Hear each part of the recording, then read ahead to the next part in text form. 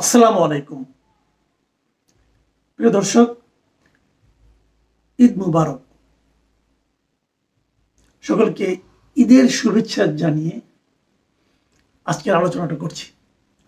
আমি গতকালকে প্রধান উপদেষ্টার ভাষণ নিয়ে তাৎক্ষণিক একটা প্রতিক্রিয়া দিয়েছিলাম এবং ঠিক ঈদের আগের দিন উনি যখন ভাষণ দিলেন, আমি অন্তত আমাকে প্রত্যাশা করেছিলাম সে ভাষণটা হবে ঈদ তো একটা আনন্দের ব্যাপার, ঈদ তো মানুষের মধ্যে, মুসলমানদের মধ্যে, কেবল মুসলমান বলি না, আমি সকল জাতির মধ্যে একটা ঐক্যের একটা উপাদান তৈরি করে।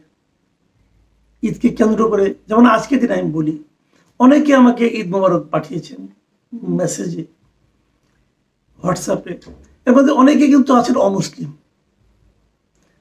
তো এটা কিন্তু আসলে সবাই এই দিনটাকে উপলক্ষ করে নিজেদের মধ্যে ঐক্যটাকে, নিজেদের মধ্যে সহমর্মিতাটাকে এটাকে প্রকাশ করে।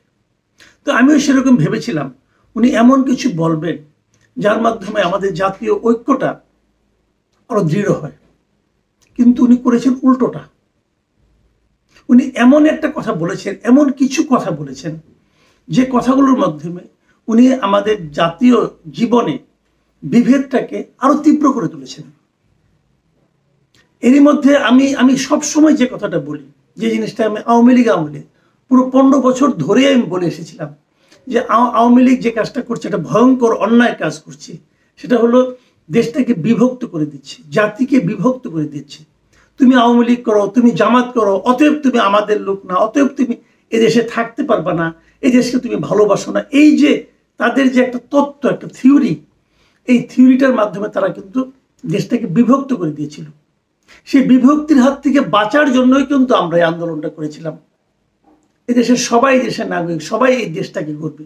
ডক্টর ইউনূস সাহেব সেই বিভক্তিটাকে আরো শার্প করেছেন, আরো তীক্ষ্ণ করেছেন, এবং গত রাতের সেই ভাষণে উনি আরো তীক্ষ্ণ করেছেন।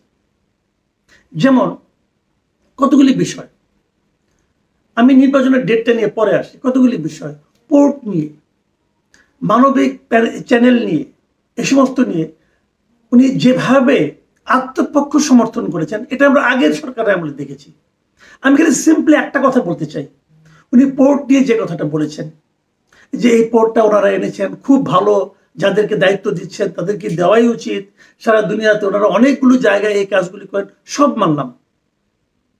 এত বড় একটা কাজ আপনি যে কাজটা করেছেন, ধরলাম তারা ভালো কোম্পানি, এদের যে ভালো কোম্পানি আর নাই, এটাই যে আমাদের জন্য সবচেয়ে ভালো। ভালোর কিন্তু কোনো শেষ তাই, আবার ভালো নানা রকম ডেফিনেশন আছে। আমি এক্সাম্পল দিয়ে বলি, ধরা যাক আপনি চট্টগ্রামে যাবেন, আপনি চট্টগ্রাম ঢাকা থেকে যাবেন কিভাবে? আমি বললাম আপনি BMW গাড়িতে করে যান, সবচেয়ে আরামে যাবেন। আমি কি ভুল বললাম? বললাম না। কিন্তু আপনি কি যাবেন? আপনি যাবেন না। কেন যাবেন না? তেলের দাম দিয়ে তো আপনি কুলাতে পারবেন না। আপনি BMW কিনবেন কোথায়? আপনার টাকা আছে? পারবেন না তো, আপনাদের সেই সামর্থ্য নাই। আপনি বলবেন তাহলে আমার জন্য সেই যাওয়াটাই ভালো, যেটা নিরাপদ হবে, যেটা কম খরচ হবে, যেটা আমার জন্য আমার সামর্থ্যের মধ্যে থাকবে, যেটা আমার জন্য উপকারী হবে। আপনি তো সেটাই চাবেন, কারণ আপনাদের চট্টগ্রামে বারবার যেতে হবে, সেটা চাবেন, এটাই কিন্তু নিয়ম। তো আপনি যে বেস্ট কোম্পানিটাকে আনলেন, এটা কি কোনো আন্তর্জাতিক প্রতিযোগিতার মাধ্যমে আপনি ঠিক করেছেন? করেননি তো। আপনার কাছে মনে হয়েছে এটাই সবচেয়ে ভালো কোম্পানি, তাকে আমি কাজ দিব। ভাই, এটা তো আপনার ব্যক্তিগত কাজ নয়, এটা তো একটা রাষ্ট্রের কাজ। আপনাকে নিয়মের মধ্যে চলতে হবে, আপনি চাইলেই পারেন না। আপনার আমার চয়েস এক হবে না। আরেকটা উদাহরণ দিয়ে বলি, আপনি ফতুয়া পড়েন, আপনি গ্রামীণ চেক পড়েন, আমি তো গ্রামীণ চেক পড়ি না, কারণ আমার আর আপনার রুচি তো এক না। এদেশের 98% না 99% লোক গ্রামীণ চেক পড়ে না। এখন তাদের রুচি আপনার রুচি এক না বলে কি তাদের রুচিটা খারাপ, আপনারটা ভালো, অথবা আপনারটা খারাপ তাদেরটা ভালো বলা যাবে? বলা যাবে না। রুচি এক একজনের এক এক রকম, সবগুলো মিলেই কিন্তু একটা ঐক্য করে তুলতে হবে। আপনার পছন্দ হলো, এটা নিয়ে আলোচনা করলাম আমরা, অতএব আপনি বলে দিয়ে এদেরকে প্রতিহত করতে হবে। আপনার ভাষাটা কি ছিল? ভয়ঙ্কর ভাষা আপনার। আপনি কি বলেছেন? যে আপনি বলেছেন আমি দেশবাসীর প্রতি আহ্বান জানাই আপনারা নিজেদেরকে ভিত্তিহীন বিরোধিতা এবং অপপ্রচারের শিকার হতে দেবেন না। অন্তর্বর্তীকালীন সরকারের বন্দর ব্যবস্থাপনার উদ্যোগে আপনাদের দৃঢ় সমর্থন অব্যাহত রাখুন। যারা বিরোধিতা করছে তাদেরকে প্রতিহত করুন। এটা আপনি বলতে পারেন? এটা বিরোধিতা কে করে নাই? বিএনপি করছে, আপনি বিএনপিকে প্রতিহত করতে বলেছেন। আর্মি করেছে, আপনি আর্মিকে প্রতিহত করতে বলেছেন। আপনি জনগণকে বিএনপি এবং আর্মির প্রতি লেলিয়ে দিয়েছেন। আপনার পকেটে থাকা তিনটা দল, জামাতে ইসলামী, ইসলামী আন্দোলন অথবা এনসিপি অথবা এই ধরনের কিছু খুচরা দল, সংখ্যা যেটা কখনোই মানে 4-5-এর বেশি হবে না, তারা ছাড়া আর সবাইকে আপনাকে প্রতিহত করতে হবে। কে প্রতিহত করবে? আপনার এই দলগুলি প্রতিহত করতে পারবে? আপনি তো দেশে একটু যুদ্ধ বাঁধিয়ে দিচ্ছেন। আপনার এক উপদেষ্টা বলেছিল মাহফুজ আলম যে গৃহযুদ্ধ হবে দেশে। আপনি তো গৃহযুদ্ধ বাঁধিয়ে দিচ্ছেন রে ভাই। আপনাকে কি গৃহযুদ্ধ বাঁধানোর জন্য বসানো হয়েছে এখানে? এটা করছেন নাকি আপনি? দেখুন, ইলেকশনের ডেট নিয়ে এপ্রিল মাস। আজকে আমি তো সবগুলি পত্রিকা অনলাইনগুলি দেখলাম। আজকে কে কি বলেছে? আপনার সমর্থনে কে আছে বলেন? এক, দেখলাম জামাতে ইসলামকে, তারা আপনাকে সমর্থন দিয়েছে। এনসিপিকে দেখলাম, এনসিপি তারপর অন্যভাবে, তাদের আবার শর্ত আছে। শর্তটা কি? যে জুলাই যে ডিক্লারেশন সেটা আগে দিতে হবে, দেওয়ার পর যদি হয় তাহলে হবে। মানে শর্ত দিয়ে আরেকটা দিয়েছে, এই ইলেকশন কমিশনকে চেঞ্জ করতে হবে। কেন ইলেকশন কমিশন চেঞ্জ করতে হবে? তারা তো ইলেকশনই যাবে না। আরে বাবা, তোমার তো এখনো নিবন্ধনই হয় নাই।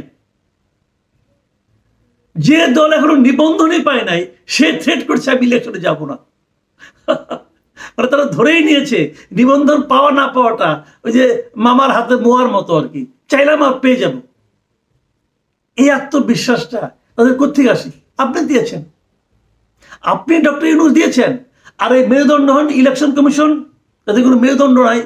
এরাও জানে যে এই এনসিপি ধমক দেয় আমাকে কালকের মধ্যে দাও, তারা কালকের মধ্যে সুরসুর করে দিয়ে দিবে। এই তো করবে, এই তো করবে। তারা বলেছে নীতিগতভাবে তারা জামাতকে দাঁড়িপাল্লা দিবে, অথচ যে 75টা প্রতীক আছে তার মধ্যে তো দাঁড়িপাল্লা নাই। কোথায় দিবেন আপনি?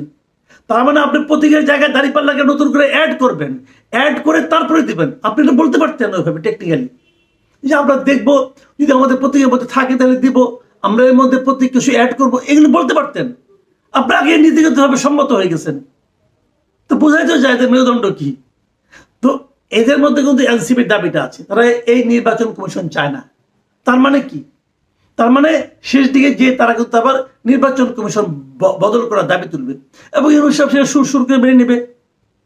অর্থটা হচ্ছে আপনি যে এপ্রিলের ডেটটা দিলেন, আমি আজকে দেখলাম তো যে আপনার মির্জা ফখরুল ইসলাম আলমগীর, আমির খসরু মাহমুদ চৌধুরী, বিএনপি, তারপরে নুরুল হক নূর, এরা কে কি বলেছে? সবাই তো আপনার বিরোধিতা করেছে, সবাই তো আপনার বিরোধিতা করেছে। অনেকে বলছেন, আমাকে অনেকে ব্যক্তিগতভাবে আমি গতকালকে যে আইটেমটা করেছিলাম তার নিচে অনেকে কমেন্টে লিখেছেন যে আগে এটাকে আমরা গেলে বলছি একটা রোড ম্যাপ দিলে হলো, এখন রোড ম্যাপ দিয়েছে তাও আমাদের সন্তুষ্ট হচ্ছে না কেন, এগুলি বলেছে। ভাই ঘটনাটা তা নয়। রোড ম্যাপ ওনার কাছে চাওয়া হয়েছে কেন? যে উনি পরবর্তী কবে করতে চান তার আলোকে আমরা আলোচনা করব। উনি যখন বলেন যে ডিসেম্বর থেকে জুনের মধ্যে ইলেকশন হবে, তখন তো ডিসেম্বরটাও থাকে আলোচনার মধ্যে, থাকে না? ডিসেম্বরে হলে এক আলোচনা, ডিসেম্বরে না হলে আরেক আলোচনা। কারণ এপ্রিলে প্র্যাকটিক্যালি সম্ভব না। আমি কারণটা আবার একটু ব্যাখ্যা করি কেন সম্ভব না।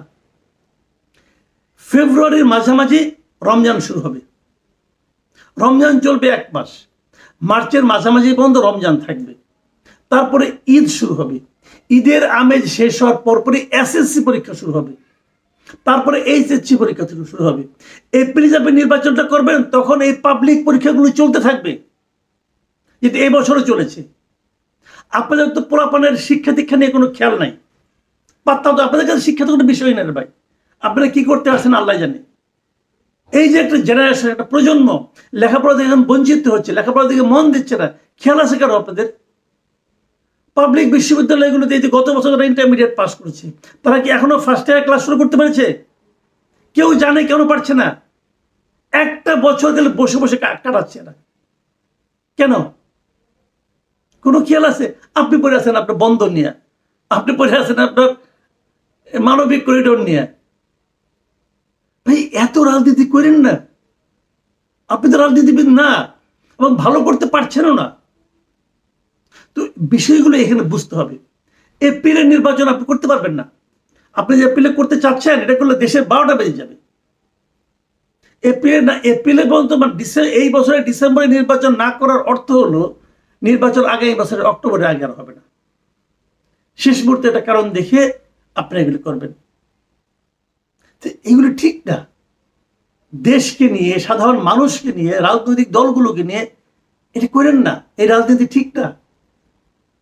আমি জানি না মানুষকে মানুষের প্রতিপক্ষ হিসেবে দাঁড় করিয়ে দেওয়ার মধ্যে কি আনন্দ এই বৃহৎ লোকগুলো পান। এই লোকগুলিকে আমরা বড় মানুষ মনে করি।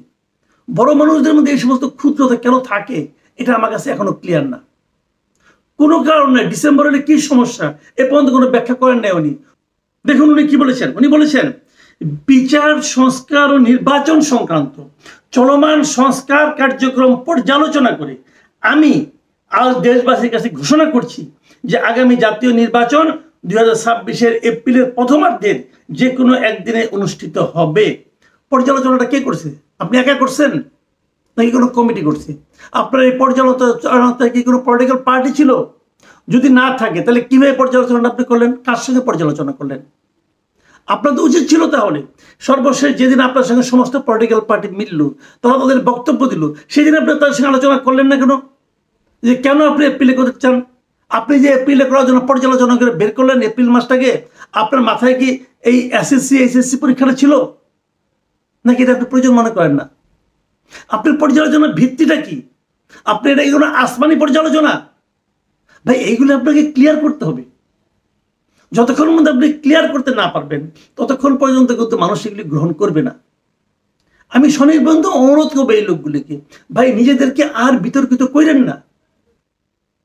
প্রিয় দর্শক, এখন এই পর্যন্তই। আল্লাহ হাফেজ।